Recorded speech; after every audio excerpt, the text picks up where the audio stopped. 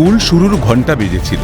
প্রতিদিনের মতো বৃহস্পতিবারও পড়ুয়ারা প্রার্থনার জন্য প্রস্তুত হচ্ছিল। তখন ঘটে গেল বিপত্তি। সিলিন্ডারে আগুন লেগে অগ্নিদগ্ধ 2 শিক্ষিকা। ঘটনাটি হাওড়ার লিলুয়ার ঘুঘুপাড়ার দিবাকর ভট্ট প্রাইমারি স্কুলে। জানা গেছে, চা তৈরির জন্য প্রধান শিক্ষিকা তাপসী গোস্বামী ও সহশিক্ষিকা ইমিলি সাহা ব্রহ্ম মিড ডে মিলের রান্নাঘরে গিয়েছিলেন। সেই সময় সিলিন্ডারের পাইপ লিক করে আগুন ধরে যায়। ঘটনায় গুরুতর আহত হন ওই 2 শিক্ষিকা। সকালবেলায় ঠিক 6:30 নাগাদ এই স্কুলের ঠিক এই রুমেতে প্রধান শিক্ষিকা এবং তার সঙ্গে সহশিক্ষিকা তারা দুজনই চা করতে যান। তাদের কাপড় এবং জুতো পড়ে রয়েছে ঘটনাস্থলে। এই যে তাদের কাপড় এবং জুতো এবং তাদের যে পোড়া জিনিসপত্র সমস্ত কিছু পড়ে রয়েছে। দিদিমণি ইনজোর্ড হয়েছে, 2জন ইনজোর্ড শুনছি আমি। আচ্ছা, কতজন রান্না করছিল? ওনারা দুজনেই ছিলেন। দুজনেই রান্না? হ্যাঁ হ্যাঁ দুজনেই।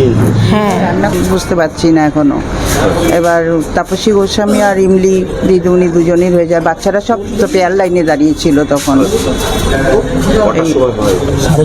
6:30। বাচ্চাদের কোনো ক্ষতি? না না, বাচ্চাদের কোনো ক্ষতি হয়নি।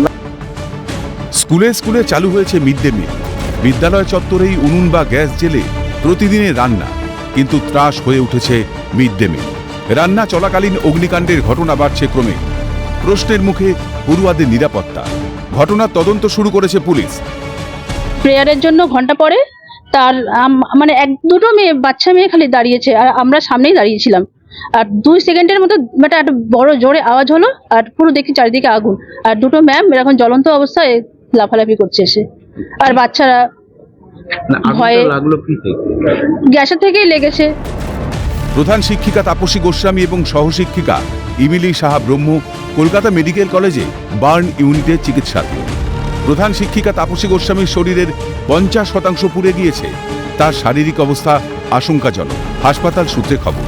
অন্যদিকে সহশিক্ষিকা ইমিলি সাহা ব্রহ্মের শরীরের 25% পুড়ে গিয়েছে বলে জানা গেছে। শরীরের 50% পুড়ে গিয়েছে প্রধান শিক্ষিকা তাপসী গোস্বামীর। তার পাশাপাশি সহশিক্ষিকা ইমলি সাহা ব্রহ্মের শরীরের প্রায় 25% পুড়ে গিয়েছে। তাদেরকে বার্ন ইউনিটে ভর্তি রাখা হয়েছে। যদিও পরিবারের তরফ থেকে সিদ্ধান্ত নেওয়া হয়েছে কলকাতা মেডিকেল কলেজ হাসপাতালে যে বার্ন ইউনিট রয়েছে সেই বার্ন ইউনিটে আপাতত তাদেরকে ভর্তি রাখবেন না তারা। তা এখান থেকে স্থানান্তর করা হচ্ছে বাইপাসের ধারে একটি বেসরকারি হাসপাতাল, সেখানে তাদেরকে আপাতত ভর্তি করা হবে এবং সেখানে চিকিৎসাধীন থাকবেন এই 2 শিক্ষিকা। ঘটনায় সন্তানদের নিশ্চিন্তে স্কুলে পাঠাতেও আতঙ্কে রয়েছেন অভিভাবকরা। প্রশ্ন উঠছে স্কুলের নিরাপত্তা নিয়েও। খুদেদের স্বার্থে দরকার আরও সতর্কতা। ক্যামেরায় গোপাল সেনের সঙ্গে অয়ন শর্মা ও প্রসেনজিৎ অধিকারীর রিপোর্ট, ক্যালকাটা নিউজ।